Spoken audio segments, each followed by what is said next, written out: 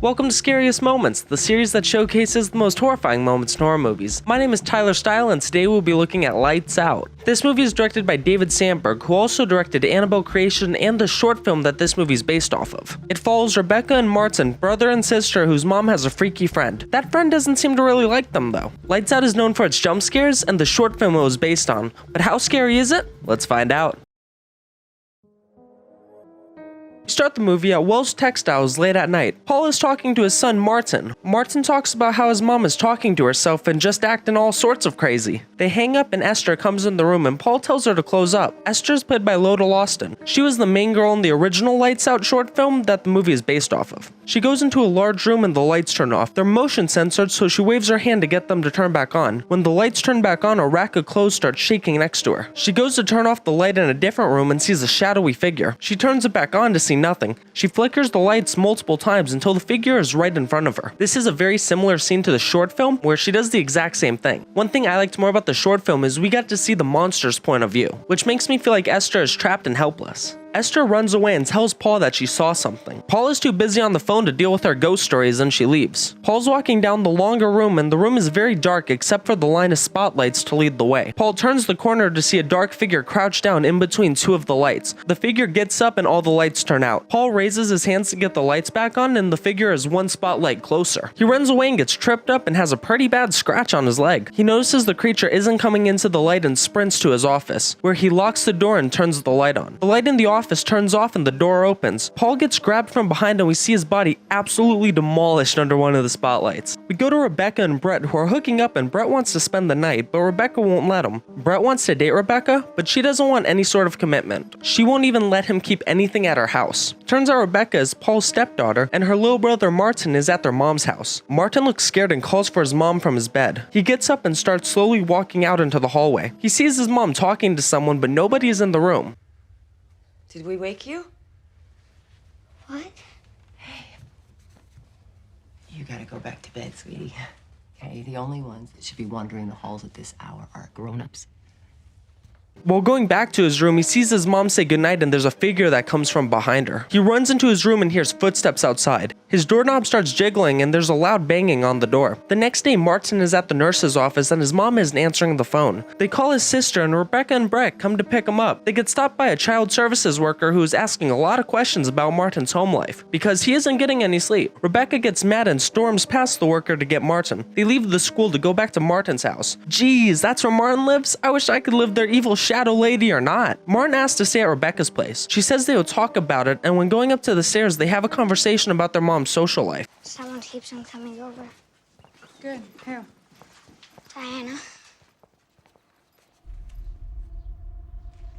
What did you say? Looks like Rebecca has heard of Diana, and their mom opens the door. They walk into a completely dark house, and Rebecca accuses her mom of not taking her medicine. Martin runs upstairs and is packing some clothes when he hears a door creak open. While looking into the dark room, he sees the figure run at him and force the door closed. Rebecca takes Martin, but their mom is begging him not to leave. He leaves anyway and decides to take Rebecca's bed, even though there's some scary posters on the wall. Everyone is sleeping, and outside, the tattoo neon light turns off. This wakes Rebecca up, and she sees Martin isn't in bed. She sees someone scratching the floor and figures it's him. The red neon light keeps turning on and off and the figure keeps disappearing. Rebecca gets closer to the figure and it stops scratching.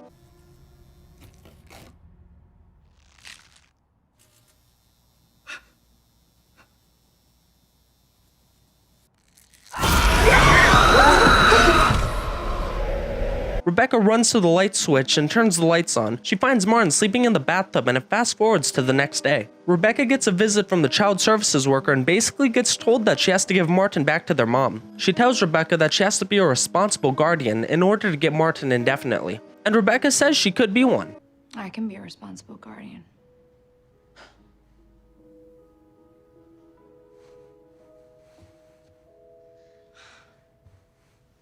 The worker takes Martin to school and Rebecca is left all alone. She notices some scratch marks under a rug and sees that it's the name Diana. We get a flashback of Rebecca as a child. She's coloring a picture of her family when she hears a noise. She turns around to see what the noise was, and when she turns back, her drawing is gone. She walks to the closet where she hears the scratching, and when she opens the door more than it already is, the scratching stops. As she turns the closet light on, the pad she was coloring on drops to the floor. She sees the drawing now has a stick figure named Diana, and the dad is scratched out. Looks like her dad didn't abandon abandon her like she thought. Rebecca and Brett go back to the mom's house, and when she doesn't answer, Rebecca gets the hidden key to unlock the door. They get in and split up in a house with no lights on. Personally, I get it. Electricity gets expensive. Rebecca goes upstairs into the room next to Martin's and finds a picture of her mom as a little girl next to one of her friends, who is hiding under an umbrella. She is going through some documents about Diana, and we hear a tape recording of a doctor talking about Diana. He says that she has a rare skin condition where she can't be in the light, and then talks to Diana about her recent behavior. I hear you've been very bad again. Diana, I want you to stay away from Sophie. She's my friend. Then why did you hurt her? She was getting better. It looks like they hit her with some bright lights to hopefully cure her of her skin condition. That's really stupid. That's like giving someone with a peanut allergy a shitload of peanuts in order to cure them. This didn't work and Diana just kinda disappeared, only leaving a massive burn mark on the chair. Brett is just kinda chilling downstairs in the dark room when he goes to open the blinds. We see Diana right behind him. Rebecca walks into her old room and tries to turn on a lamp, but the light bulb is missing. She finds the old drawing under a drawer and the door shuts behind her. Rebecca screams for Brett, but then she hears Diana talking. Stay away. Stay away, Becca. I won't be set away again. Rebecca's necklace starts to float and she gets picked up by her hair by Diana. Brett opens the door and this makes Diana disappear. They leave the house as Martin and Sophie get back. How about a popcorn and movie night tonight? Yes, please. Good. I think a little personal time is just what we need. All three of us. Martin gives her the "what the fuck did you just say" face and offers a compromise. Mom? Huh? How about just you and me tonight?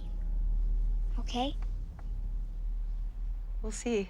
They're watching a movie and Sophie gets up to turn out all the lights. This makes Martin really scared and Sophie tells him the story of Diana. As she tells the story about what happened to Diana, we see her in the background walking up to Martin. Martin looks up to see Diana right over him. He runs away to turn on the light. He can't do so and Diana gets mad and bitch slaps Sophie. Martin turns the lights on and runs out of the house. Martin runs to Rebecca's house and she tells him that his dad was doing a lot of research on Diana and how she was found in a basement at 13 and her dad killed himself with the words "she is in my head" written on the walls. She was brought to the Mulberry Hills Psychiatric Hospital where she met Sophie. She was known to be evil and can get inside people's head, so Rebecca thinks she got inside Sophie's and made her think they were friends. Now she comes whenever Sophie is at her worst. They hear a knock on the door and Rebecca assumes it's Brett. No one is there though when she answers it. She hears another knock and a door open in her room. She walks in and hears it in her closet. As she turns the closet light on, the scratching stops. She opens the door and while looking in the closet, Martin gets dragged under the bed. Rebecca pulls him out and they go back to their mom's house. They have an awkward dinner and Rebecca and Sophie get into an argument about Diana. Sophie runs upstairs and Martin tells Rebecca that he's going to stay with his mom. Obviously Rebecca doesn't want him to, but they decide he can as long as they safeguard the house by putting duct tape on the light switches, hiding flashlights around the house, and lighting candles in his room. Rebecca and Brett decide to stay over and Martin wants Rebecca to sleep in his room with him, so she does. And Brett's going to sleep alone on the living room couch. Before going to bed, Rebecca tells her mom that they are staying the night. After a good-mannered conversation, Sophie sneakily gives her a note that says "I need help." Everyone goes to bed and in the middle of the night the power goes out. Rebecca wakes up to this and grabs one of those flashlights where you have to hand crank it to make it stay on. She goes downstairs to see that Brett isn't on the couch anymore. He's outside and notices even the street lights are out. Rebecca goes down into the basement and is at the circuit breaker. We go back to Martin who wakes up alone. He screams for Rebecca and takes the candle with him to go find her. He looks for his hidden flashlight but it's missing. You know what's not missing? Diana. He backs away from her to see her reappear right behind him. He tries to run away but trips and Diana drags him until he points the candle at her. This makes her have to keep a safe distance. Rebecca is at the circuit breaker and Martin runs down to find her. Diana slams the basement door shut, locking them down there. Brett walks back and hears Rebecca and Martin yelling. He goes to the door and hears something next to him.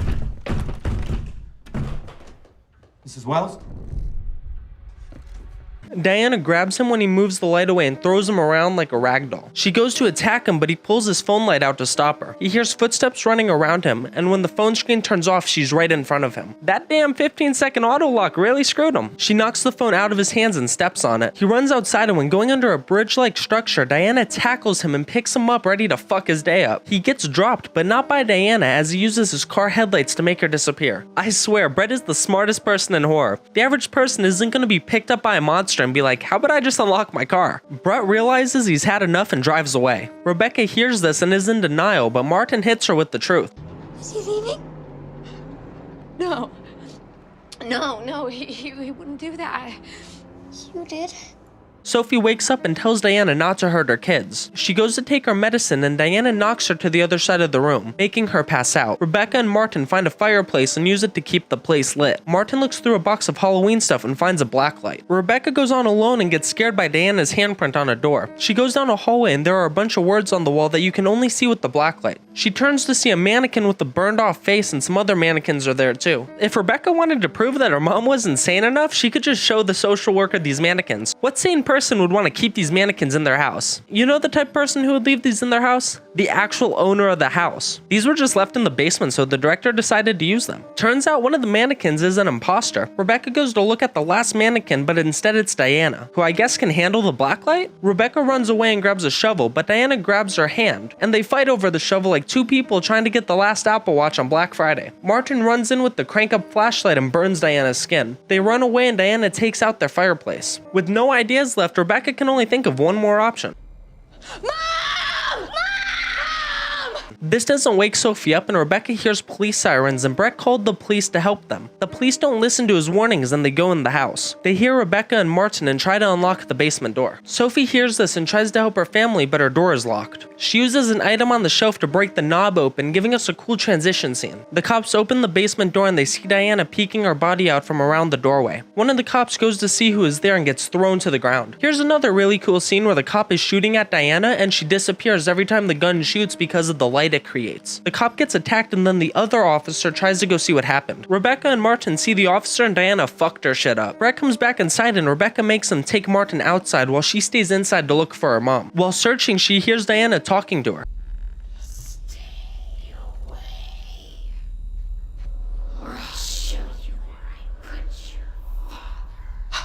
Diana grabs her from behind through a crack in the door and Rebecca traps her arm by closing the door. She uses the flashlight to burn Diana. Diana gets pissed and attacks Rebecca. She throws Rebecca down to the first floor and then throws her into a wall. Evil shadow spirit or not, Diana's a badass. Diana is standing over Rebecca when Sophie comes out with a gun. She shoots Diana, but shooting her won't do anything, so Sophie decides the only way to stop Diana is by putting the gun to her own head. Diana runs to stop her, but it's too late and Sophie kills herself, saving Rebecca and Martin's lives. Rebecca cries over her mom's body and the movie ends with Rebecca, Brett, and Martin in the back of an ambulance hugging. Lights Out has a runtime of 1 hour and 21 minutes and a total of 19 jump scares. There were so many scenes where there was a spot that was pitch black and you didn't know if Diana was gonna come out or not. That being said, I'm gonna give my favorite scene to Esther at the very beginning. I love the short film and I love that they had the one actor in it also participate in the movie, even though it was a small role. If you guys haven't seen the short film, go watch it. It's only a couple minutes long. If you haven't seen this movie, go watch it too. There's a lot of scenes about character development and just random scenes that aren't scary that I don't include, especially with this movie, the relationship between Rebecca and Brett. My name is Tyler Style, and this has been Scariest Moments. Thank you for watching Lights Out Scariest Moments. Make sure to subscribe and ring the bell if you enjoy my content, and comment what your favorite scene in Lights Out was. I hope you guys enjoyed this video, and I'll catch you guys later.